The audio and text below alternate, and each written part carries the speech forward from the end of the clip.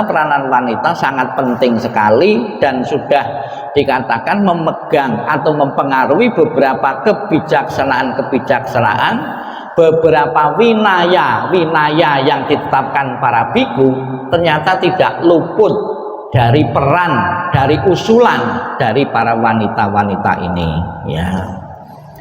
Seharusnya tidak ada tingkatan di antara biku dan semuanya ya sama di dalam dhamma.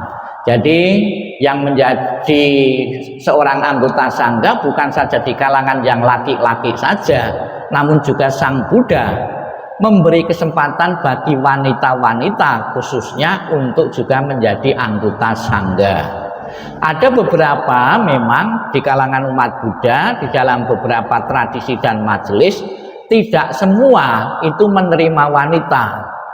Kapan hari saya di Surabaya ditamoni, ditemui ada wanita, ya Pak, aliran Burma, ya, dia mau buka baru di wihara, sebelumnya seperti permisi gitu loh, nyari wihara di mana yang sudah lama. Ada seorang wanita, ya seperti sayalai, itu seperti upasika Atangasila. Kalau upasaka Atangasila itu menjalankan 8 sila, ya. Kalau salah itu menjalankan 10 sila. Nah, 10 sila itu sila yang terakhir, yang ke-10 itu tidak memegang emas dan perak, tidak menerima uang. Saya tanya juga, berarti tidak pegang uang? Ya. Oh enggak Bante, kalau gitu sama dengan saya pegangnya ATM gitu. Guyon. Ya, tidak pegang ya tuh. Kemudian dia minta rekening, ya. Ada salah satu umat pengurus yayasan dengan dia minta rekening, ya. Bukan rekening listrik itu. Ya, minta rekening, tak kasih rekening. Kemudian dia berdana jubah. Setelah ya dia tanya jubah, kemudian baru transfer, ya. Jadi ada beberapa umat itu ya berdana jubah kepada para biku.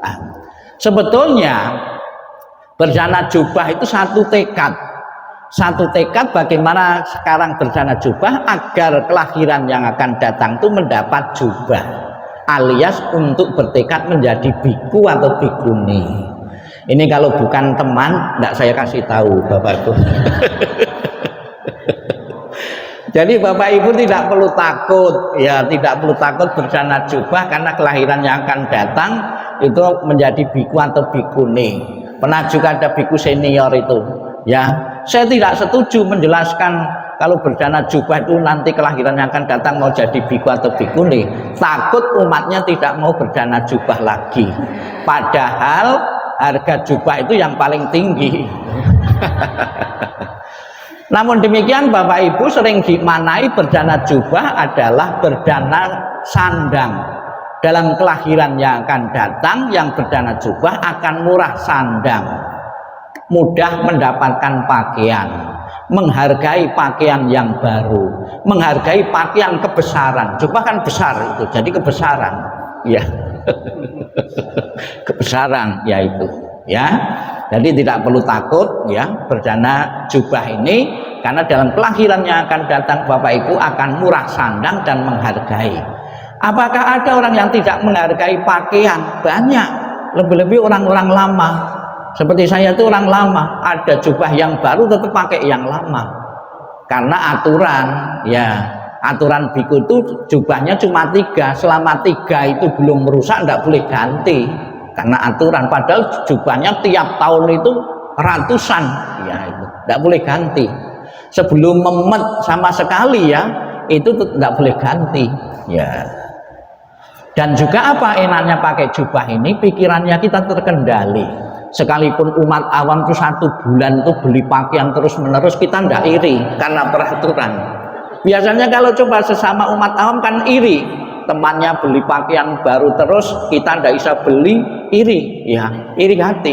Tapi pakaian jubah ya ternyata menyederhanakan keinginan untuk berpakaian, untuk foya-foya terhadap pakaian. Salah satu peraturan itu, ya itu jubah. Kemudian juga jubah itu kenapa warnanya kok tidak hitam, tidak putih, kok warnanya kuning, ya, sebagai simbol melepaskan keduniawian, ya. Ini ilustrasinya itu daun, ya, daun itu mau menggogrokkan diri, ya, itu menguning dulu, artinya melepaskan dari induknya, melepas. Demikian pula kalau sudah pakai jubah seperti ini, yang idealnya yaitu melepaskan keduniawian, idealnya. Tapi saya terus terang itu belum bisa. Saya kalau pulang ya ke rumah orang tua itu ada genteng bocor, ada apa yang rusak-rusak, saya tetap keluar uang juga.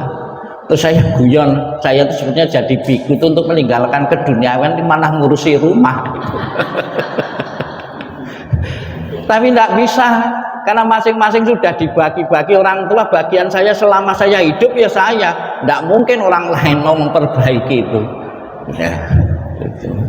Yang tadi tidak mudah ya, meninggalkan keduniawian.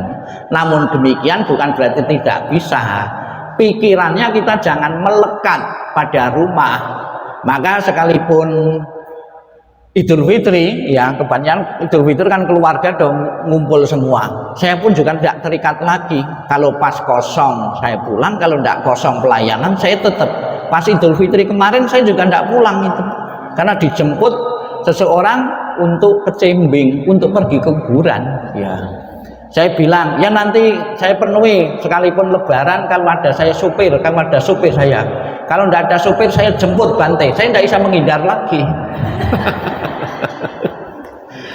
Kan lucu yang itu ya, umat Budanya perlu pelayanan, bikunya mau liburan ya Lebaran. Nah, ini padahal tidak puasa ya. Mau ikut-ikutan Lebaran.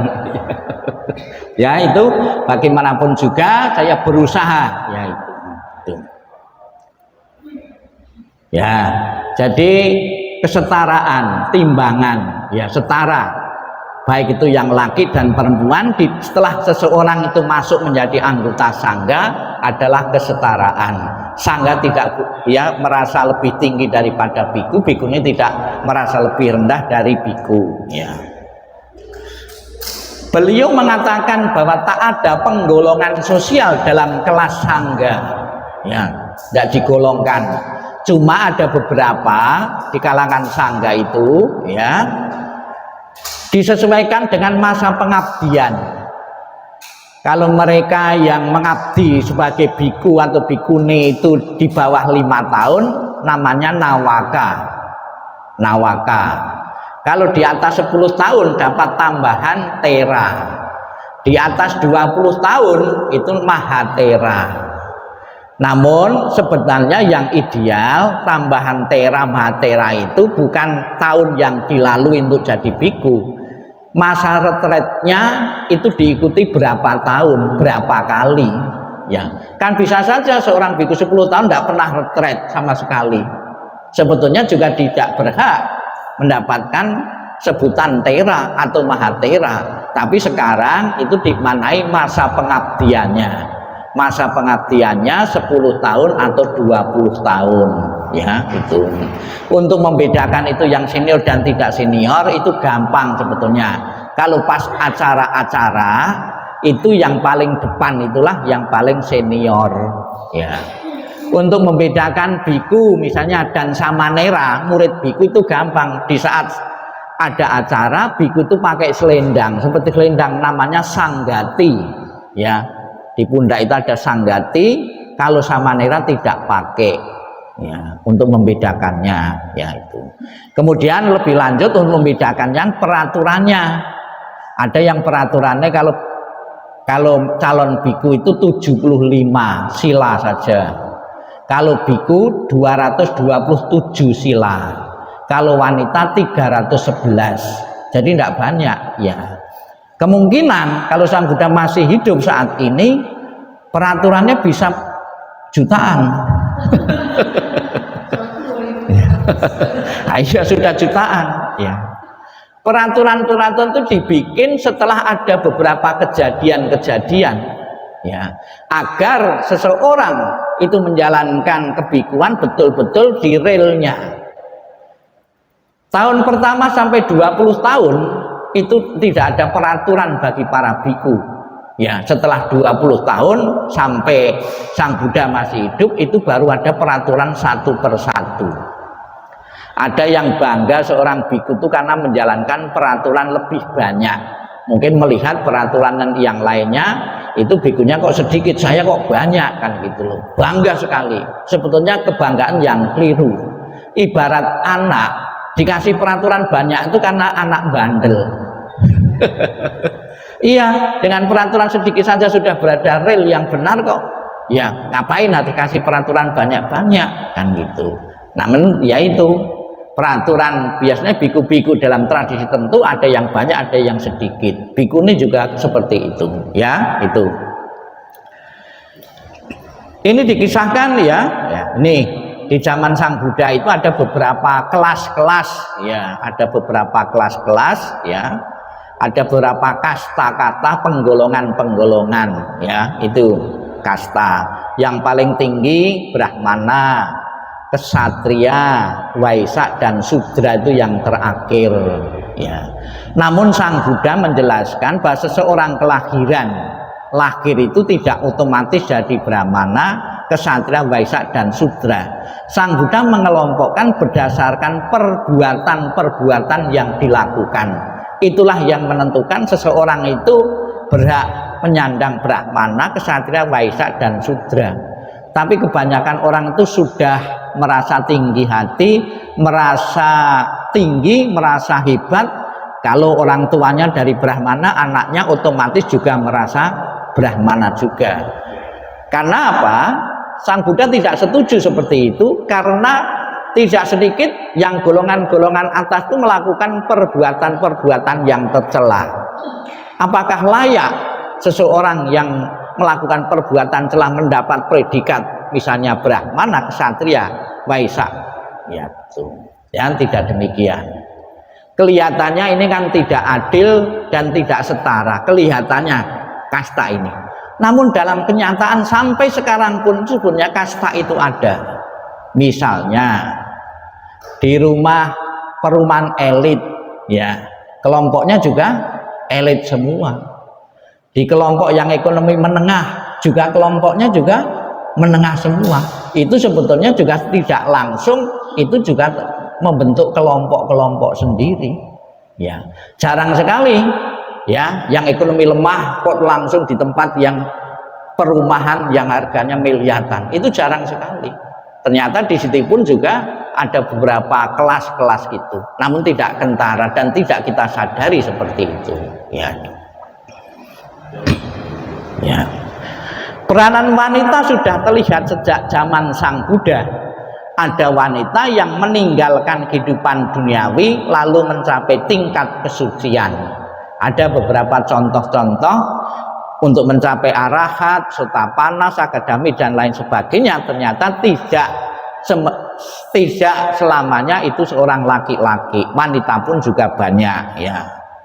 Ini ada ceritanya, ya. Seorang wanita, seorang bikuni, calon bikuni meminta kepada Sang Buddha untuk menjadi bikuni. Ini perempuan itu diperkirakan tidak ada namanya, tak kasih nama sendiri ya perempuan. Pajapati Gotami itu ibu tiri dari Sang Buddha, ibu tirinya. Jadi ketika ibunya sendiri meninggal,